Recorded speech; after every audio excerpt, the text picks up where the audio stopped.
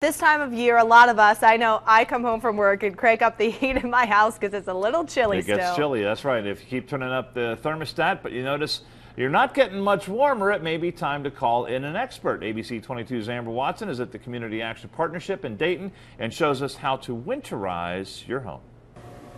Good morning, Dan and Megan. And over the past couple of weeks, I've been wearing extra layers around the house and wrapping myself in blankets, just, trying to stay warm. But there is a better way, and this morning I'm joined by Don Waymire, and he's a field supervisor for Community Action Partnership, and thanks for joining us this morning. You're welcome. And so for people who are feeling a draft in their house or something like that, what's the first step that they should take?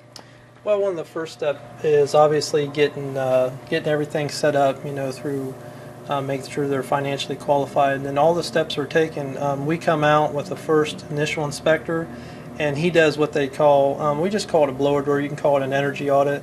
They set up the blower door, run some tests, and make sure everything is A-OK. We take the blower door here, and we run some tests, and that helps us find the leakage, where the problem may be, if the house has enough insulation. And kind of show us how this works. So you come and you set up this inside a person's house? Yeah, we set this up usually in the front door or a door it may fit in, but it has to be on an outside door. Okay. This will be set up in that door on the outside. We run some hoses, and we got the pressure gauge here. And what this does is just checks house pressures, and what that does is we run the fan.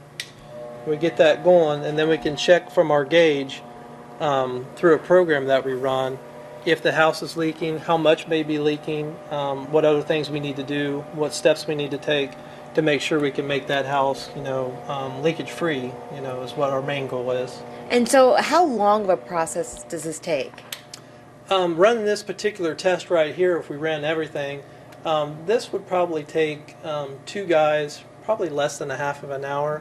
One guy, if he come in and does the inspection by himself, it can take a little longer, but a lot of times they'll set it up and they'll take what we take a smoke pencil or a smoke generator, and while they're running this, they go around the house and checking for air leaks, go in the basement or crawl space, they go in the attic, they go around doors and windows, so it may take a little longer, but they do a lot of steps in between. And so that's the first step if you feel a breeze coming in, just to make sure you don't have any leaks. And so with the Community Action Partnership, there are some families that can qualify for this, so they just come down to the agency and just pretty much sign up for that. Fill out an application and they check that, and then if everything goes as planned, everything qualifies, then eventually we'll come out and we'll start doing our inspection, our audits and things, and then eventually the guys will come out and do insulation and our other steps like that. Okay, well, it sounds good, and Don is going to stick around with us, and coming up in the next half hour, we're going to show you just some quick steps that you can do around your house if you do feel a breeze to try to stay warm.